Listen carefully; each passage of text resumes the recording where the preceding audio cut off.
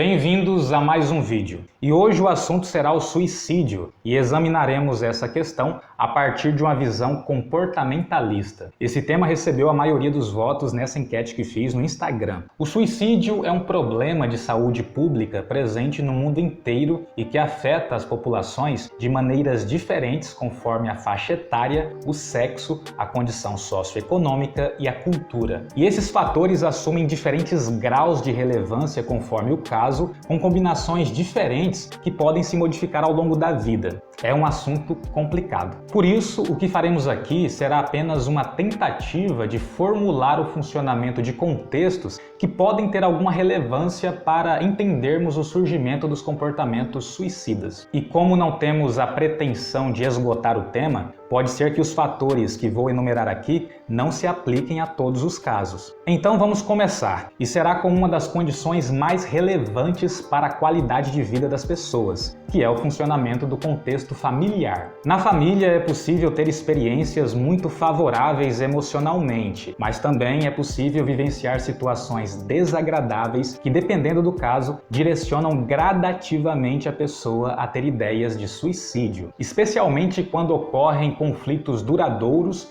dificuldades comunicativas e dificuldades de expressão de afeto. E ainda tem a possibilidade de que figuras de autoridades da família forneçam exemplos inadequados de resolução de problemas afetivos, sociais e materiais. É aí que entram os traumas familiares, como aqueles relacionados à morte de um ente querido ou a situações provocadoras de intensos sentimentos de culpa, vergonha e medo. Pode até não parecer, mas boa parte das famílias esconde situações muito sérias de decepção, humilhação e violação de direitos. Isso acaba contribuindo para que a pessoa não desenvolva repertório comportamental suficiente para conseguir enfrentar alguns tipos de problemas, o que se agrava com as outras adversidades que ocorrem ao longo da vida no âmbito social e afetivo, por exemplo, até o ponto em que se inicia um período de intensa aflição. E diante disso, a pessoa descreve o caso como insuportável e sem solução. Ou seja, a pessoa não encontra em si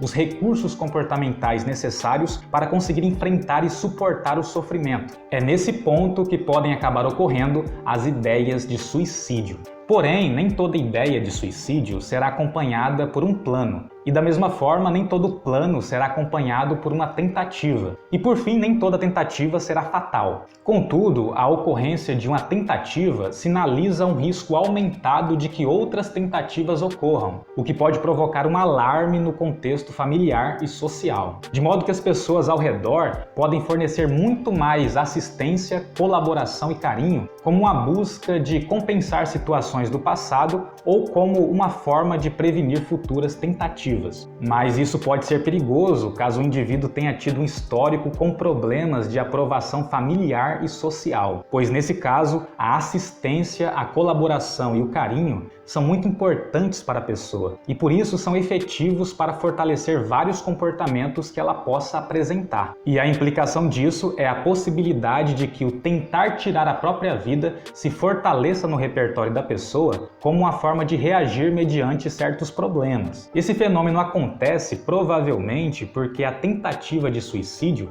promoveu nas pessoas ao redor a atenção e a aceitação que estavam indisponíveis, restritas ou mal distribuídas nas interações do indivíduo, com a possibilidade perigosa de que isso promova uma sequência de tentativas cada vez mais letais. Veja bem, uma situação de sofrimento prolongado ou de sofrimento repentino acaba exigindo do sujeito um repertório de enfrentamento que ele, infelizmente, pode não possuir devido a um complicado histórico familiar e social. E assim ele acaba explorando a possibilidade de interromper a própria vida como uma tentativa de escapar das condições que causam sofrimento. Uma história de vida assim pode promover alterações de comportamento que são chamadas de transtornos mentais. Por isso, diversos casos de suicídio estão relacionados às condições de vida que geram um transtorno. Mas nem todo caso de suicídio será acompanhado de um transtorno. E da mesma forma, nem todo transtorno será acompanhado de ideações suicidas. Agora, quando o assunto é idade, o público de risco são as pessoas entre 15 e 29 anos. Mas é óbvio que também ocorre em pessoas fora dessa faixa.